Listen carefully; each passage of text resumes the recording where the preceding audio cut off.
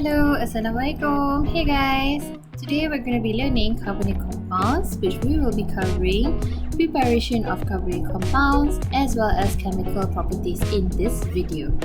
So let's get started. Before we begin our lesson, let's look at the learning outcomes in which area that we will be covering. So the first one is the preparation of carbonyl compounds. Explain the preparation of carbonyl compounds through one method, which is oxidation of alcohols. So you will be using alcohol compounds to produce carbonyl compounds. Next is the chemical properties. So you have to explain the reactive site for addition and reaction. Okay, so in a carbonyl compound, there is a reactive site where an electron pair donor will donate its electron at the reactive site to undergo addition reaction. The next learning outcome would be the 5 major reaction, where you would cover 3 chemical tests, where there's 3 chemical tests. So the first chemical reaction is the nucleophilic addition with the following chemical substance. The next one is the reduction to alcohol using these following oxidation agents.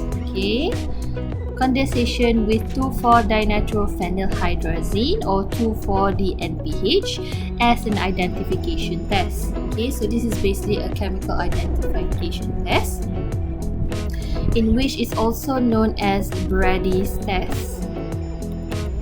Alright, okay. The next one is oxidation with tolerance reagent to differentiate aldehydes from ketones. Since we're essentially talking about two main classes of compound, which is aldehyde and ketones, so there should be a means of differentiating them. The next chemical test that you'll be learning is the iodoform test to identify methyl carbonyl group. The method itself is a bit similar to the iodoform test that you learn in alcohol. However, that is to identify methyl carbonyl group.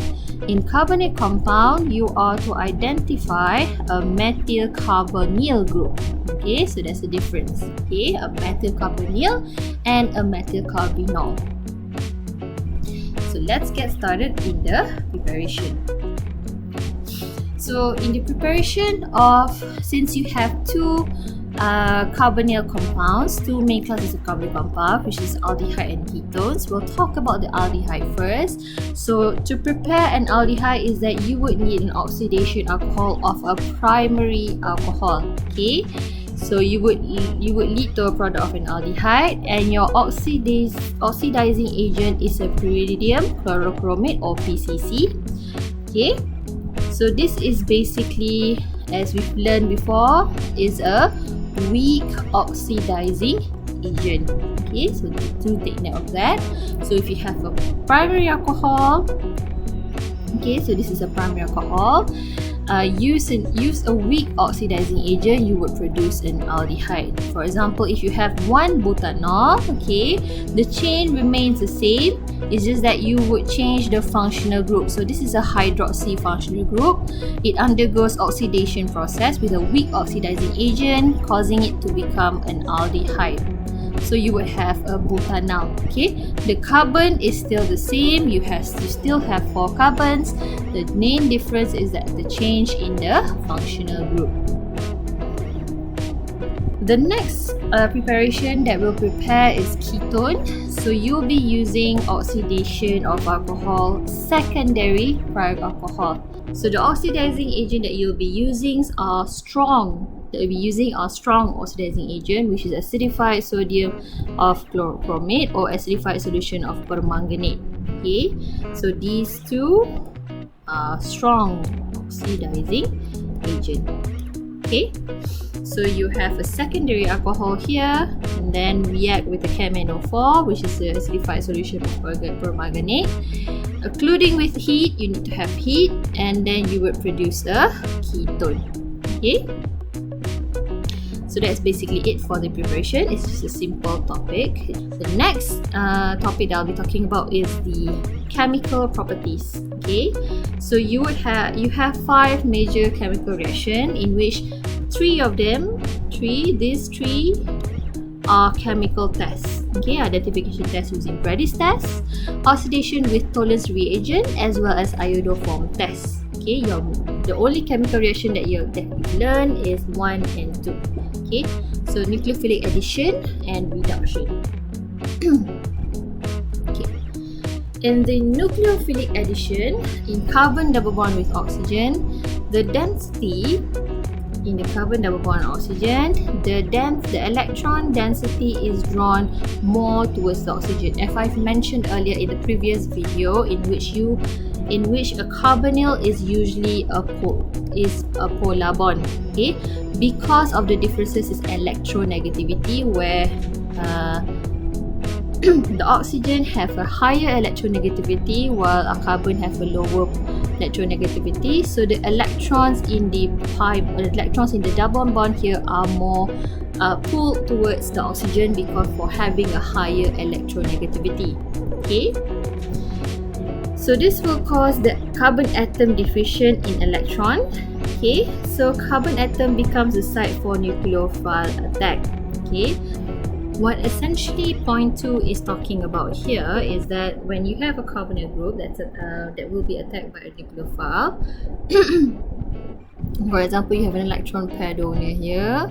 So this is the electron is high in electron, so it's much more attracted to an atom that has low electron. For example, a carbon deficient atom, which this carbon right here is a carbon deficient atom.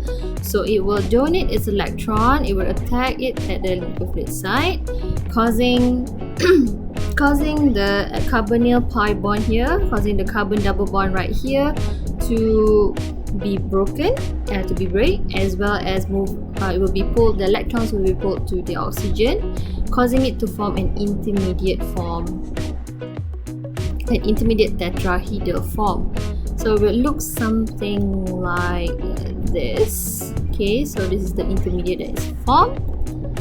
Okay, so in order to balance this, okay, remember in an organic reaction, when we're allergic to seeing this type of, an ion right here, so we're allergic to see that. So usually there will be a H plus or a proton to balance that out. So this will get the electron there, causing it to be a much more stable form of an intermediate tetrahedral. Okay, so this is basically the nucleophilic addition that we're basically talking. So the hybridization of sp2 carbon atom changes to an sp3. Okay, so this is an sp2 carbon. When you have a carbon-carbon double bond, it's usually the hybrid of an sp2. So when it becomes an intermediate form like this, an intermediate tetrahedral form, it has the hybridization of sp3 hybridization. Okay, so the sp2 changes from sp3. So the examples of addition reactions are these two here. So you have the addition of HCN as well as addition of water. Okay, so the addition of HCN is basically the HCN is prepared in situ by the reaction of mixture of KCN or NaCN with H2SO4. So your reactants are aldehyde or ketones. You can basically use both of the classes compound, and the product that you'll get is a cyanohydrin. Okay, so what occurs here is that, for example, this is the example that I've given here. You have an aldehyde here. So what happens is basically the CN, you would produce a CN minus with a H plus that will react with the aldehyde. So what you'll get here is that you will get an intermediate form of a CN, and it will be balanced out. The oxygen here will be balanced out by the hydrogen, and it will be formed, and you basically form a cyanohydrin where you would have OH and hydrogen as well as a cyanide attached to the carbon. Okay. For addition of water, what you basically the reactants that you'll be using are still the same. So you would have an aldehyde or a ketone as well as water. Basically, you're adding water and you would produce a gemdiol. A gemdiol basically means that you have two hydroxyl group bonded to the same carbon. Okay, so you look at the reaction here, the examples given, you have two hydroxyl group bonded to the carbon. Okay, Next is the reduction. So the reduction is basically the opposite of an oxidation. Have an oxidation of alcohol, it will produce a carbonyl compound. So if you reduce them, they will be reduced back to an alcohol compound. Okay. So your reactants can be aldehyde or ketone, in which they will produce a primary or a secondary alcohol. They will not produce a tertiary alcohol because of the absence of hydrogen on the tertiary alcohol. Okay. So your reducing agents are sodium borohydride in methanol, as well as lithium aluminium hydride followed by H3O+. And or also you could use H2 with the catalyst of nickel, H2 catalyst of platinum, or H2 catalyst of palladium. So essentially, you would get something like right here. You would have an aldehyde right here, which will reduce back to a primary alcohol. Okay, because remember, you want to produce an alcohol, you will oxidize. You want to produce an aldehyde, you want to oxidize a primary alcohol to get an aldehyde. So this is basically the opposite. And then this is the aldehyde. You will get a primary alcohol here. It's the same thing. Right here, this is a ketone. Okay, so you reduce it. You use a reducing agent of H2 with the catalyst of nickel, and you would produce a secondary alcohol. Right here, this is a secondary alcohol. Okay, so it's basically the opposite of oxidation. Okay.